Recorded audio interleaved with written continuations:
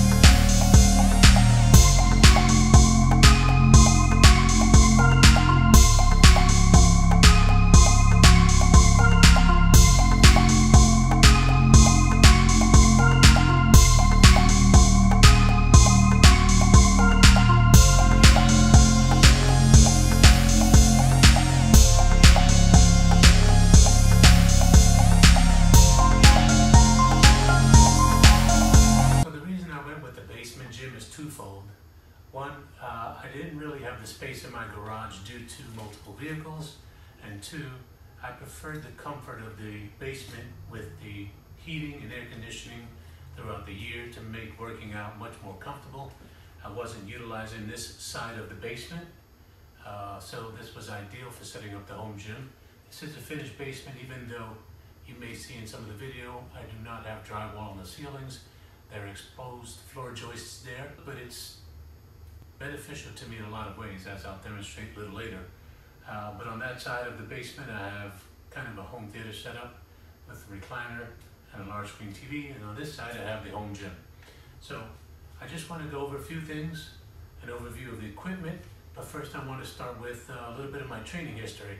So I've been training with weights for quite a long time. Once I went into the military as a young man, most of my workouts were calisthenic focused, so weight training became something that I enjoyed doing later in life, maybe from the age of about 30 and beyond.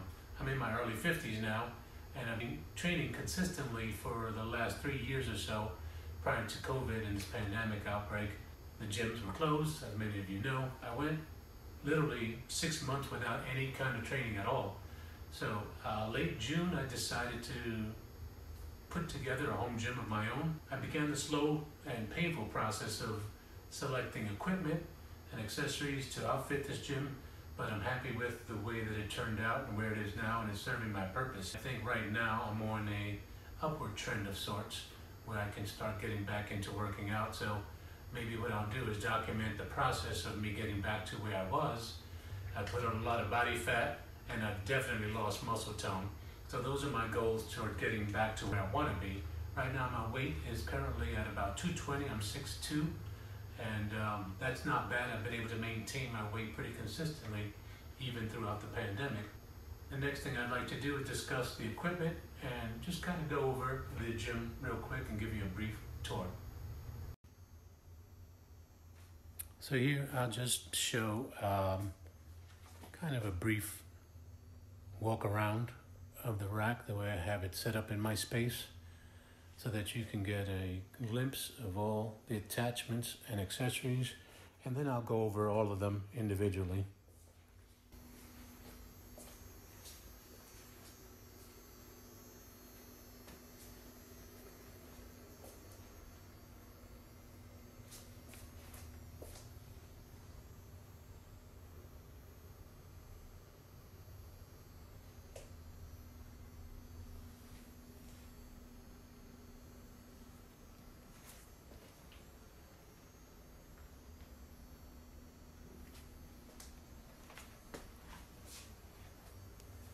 So obviously the heart of this home gym is the Rep Fitness PR4000 Power Rack. For me, it was one of few choices that I could select due to the low ceiling height I have here. As I said, I'm 6'2". The bottom of the floor joists are roughly 84, 85 inches from the floor. Additionally, I put the rack on top of 3/4 inch horse stall mats, so that reduced my height, usable height, a small amount obviously, but I ended up selecting the rack with 80-inch uprights, and Rep was one of the few manufacturers that had uprights in such a short height, and that really kind of limited my options, but I've been very happy with the Rep Fitness rack, not just because of the height, but for all the features and construction, build quality, fit and finish, and so on. It has been really good. I've had no complaints whatsoever. So again, 80-inch uprights, and I went with 30-inch cross-member depths for this rack, which for me has been adequate with the amount of space that the rack has on the inside for both bench pressing, squatting, and so on. I like to also go over some of the attachments that I went with. I went with the multi-grip globe pull-up bar for the front of the rack, and this has been really nice because I love the multi-grip factor.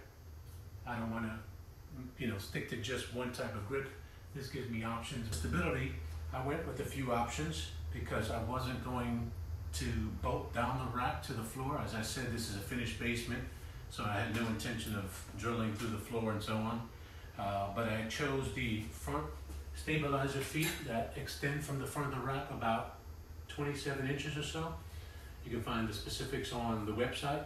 And I also went with the rear bar stabilizer here to provide some stability in the back, as well as connecting the rear uprights. That's also necessary for attaching the lat low pull down, which I'll demonstrate in a little bit. But for me, these two items have created a great deal of stability in the rack, and I'll show you here.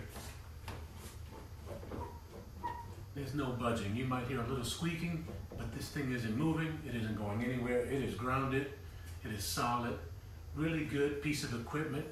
And construction, I had no problems putting it all together, I had no problems getting it flush and true. So the other thing I'd like to talk about are the J-cups that I went with. I went with some round J-cups, which I will also show up close. I also went with the sandwich J-cups and the basic J-cups, which are the inexpensive J-cups that Rep sells. And I figured if I wanted some versatility, being able to have a spot on the outside of the rack for additional J-cups, that these would suffice. But I do prefer the sandwich J-cups due to the extra protection of the UHMW that prevents your bar from getting dinged when you're putting it back in the rack. They are definitely a better option. So if you are on the fence and you want to protect your equipment, you might have expensive barbells, I'd say stay away from these basic cups because they will put your barbells at risk if you're not very careful. I went with 3 different types. Round sandwich J-cups here. You can see how the UHMW plastic protrudes beyond the metal. The flat sandwich J-cups, and they now come with these laser cut stainless side pieces, which are very nice. But I also have the standard J-cups. So I wanted to incorporate some kind of pulley system into the rack for additional versatility, and luckily Rep has this lat low pull down system that attaches to the rack. It has been a really good addition in terms of added flexibility to the rack where you're not just squatting and benching. It's nice because it allows you to use it from the top of the pulley. Additionally, the low attachment for low pull downs. This has been really nice for tricep pull downs. Typically I have my back facing the way the camera is, but this system is really nice. It has worked flawlessly, no issues, no complaints. It runs smoothly.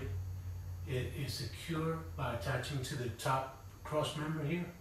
And then down below, you'll see this is a position where you would put your feet, pull the system from behind. Let me quickly demonstrate the low attachment where you can use this for curls. Obviously my back would be facing the other direction, but you can do that. And you can do low pulls. Here's a look at the lat low pull down pulley system that attaches. So you can see it mounts to the rear bar stabilizer at these 2 points. Has its own foot, and there's a pop pin where if you want to extend that front piece that you would put your feet against as you're pulling, you could do that. It has multiple positions, and here the slide system with the weight horns for weights, and supposedly the maximum weight capacity is about 350 pounds, but don't quote me on that. You can find that information on Rep's website. I had to really kind of wedge this pulley system, the top of it, between two of the floor joists, but it works perfectly in there. There's enough space. I had to kind of lift up on one of the vents from the HVAC, but it's securely mounted and does a fantastic job. Here you can see the front angle of the lat low pull down, where you would place your feet for stability and hook up. I also have a couple of stainless steel accessories from Rep, the curl bar, the straight bar. Over in the back you can see I have the close grip pull, and then I also have the tricep rope here, as well as this tricep pull down. These are really great quality stainless steel. They feel solid to me. Excellent knurling. And here you see the leg roller attachment. That's a nice addition. I needed to get that because once I started to go up on weight with my lat pull downs, the weight was actually lifting me off the bench. So this was necessary to keep me pinned down. And I found another use for it when I can flip it over. I can sit on the bench and I can utilize it to stabilize my elbows for preacher curls using the pulley system here. And there in the corner you see I have the belt squat attachment. Relatively inexpensive. It's a little cumbersome to get in and out of the rack sometimes. Generally speaking, it's a worthwhile investment and provides some additional versatility, which is what we're all looking for when we buy a rack and we set up a home gym. So maybe one day I will actually focus a video just on the belt squat attachment, mounting it in the rack, utilizing it, and so on. Here you can see the landmine attachment. That's also a nice attachment for a relatively inexpensive price. I think it's $49, providing some really great versatility. You can see it works with the Olympic bar or standard barbell. It's nice that they have both fittings, and you can see it swivels in and out, up and down. It's basically a band peg there with a couple of pinch bolts on the outside. Does the job. Here you see I have the wooden rings from Rep. These come with adjustable straps, and you can mount them anywhere on the rack. Pretty cool feature to be able to have and add to the rack. For my weight plates, I went with Rep Fitness rubber coated iron plates. Surprisingly, these are all very accurate. They've been nice to handle with these triple holes that you can see here, and that exists for pretty much every weight except the 2.5 and 5 pound plates. But these have been really nice, and I intend to do a video showing these on a scale so that you can get an idea of the accuracy for each one of these. Now here I have the dip bar. I went with Rogue simply because Rep Fitness did not have their dip bar in stock. This one is for the Rogue Monster Light rack, which is the same 3x3 11 gauge steel uprights. It does fit without any issue at all. I didn't have to do anything to make it work, even though I hear that the Rogue uprights are slightly larger than the Rep uprights. But again, it fits, and I will demonstrate that for you in a moment. Let me just grab the dip bar so I can mount that on the rack and demonstrate how it fits the Rep rack, no problem, as well as demonstrate how secure this is. One thing I did for this Rogue dip bar was add these felt pads. Hopefully you can pick that up and see that on the camera.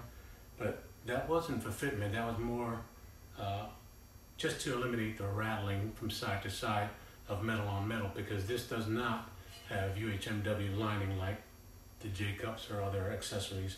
And I believe that's the same for the Rep dip bar, so I don't think there's a difference. Cost-wise, this is pretty much in line, almost identical to what the Rep Fitness dip bar costs. So let me show you putting this in the rack.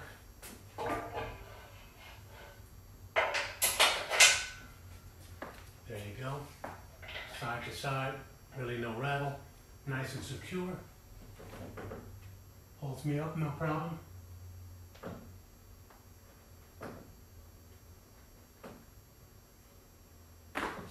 Works like a charm. This dip bar I have stored on the Rogue dip bar holder, and I have that mounted to the studs behind the drywall. Nice, secure, slim, doesn't take up a lot of space, and very effective. Also next to it you can see the Rep Fitness battle rope, but I have that attached to the wall also to a stud with another Rogue attachment that is meant to go on the rack. I didn't put it on the rack because my basement floor isn't really long enough, so I wanted to go from wall to give me enough room to really get the ropes fully extended and utilized. For cardio, I went with the Rogue Echo Bike, which is a really fantastic piece of equipment. It is definitely overbuilt, built like a tank, very effective. I'll give you a quick glimpse of the included screen. Basically, you have a few different routines. You can do a few different interval trainings. You can make a custom. You can do a target for distance, target for calories, or target for time. But it's really nice because you get the upper body push-pulling with the upper bars, as well as the legs, multiple adjustments with the seat, forward and back, up and down, and of course, wheels for moving it around your room and your space. I went with adjustable dumbbells due to space constraints. I didn't have a lot of room here in the basement, and I can't really see myself having a rack full of dumbbells that go up from small to or light to heavy weight. So right now, these are ideal for me in terms of space saving, but also the versatility in being able to pull out either 10 pounds or 52 pounds. This is my current weight bench. It's a Flybird. I picked this up from Amazon. It is a flat incline decline fully adjustable bench with a weight capacity of 600 pounds. I'm not completely content with it. It gets the job done, but it wobbles a bit. And I think part of that is due to the fact that those rubber round feet at the bottom, they tend to pop off and roll away. So without that secure footing, I think that's part of the reason why I get that wobbling. But again, it suffices. And so it allowed me to get some workouts in, so I'm happy with that. But I want to upgrade to a Rep Fitness AB 5100 or AB 5200 as soon as those are available in stock. I also wanted to highlight on this side of my gym the custom gun rack style barbell holder. I built that out of 3/4 inch plywood with a piece of 3/4 inch maple at the bottom that I notched out for the resistance bands and my weight belt. I also have some yoga mats and yoga blocks. I do that with my better half whenever I have the chance. It's great for flexibility, stretching out the muscles, and even warming up before hitting the weights. As you can see, there are also some foam rollers on the side, a medicine ball, and a slam ball. Now, the 3 bars that I have are a curl bar, a power bar, and a deadlift bar.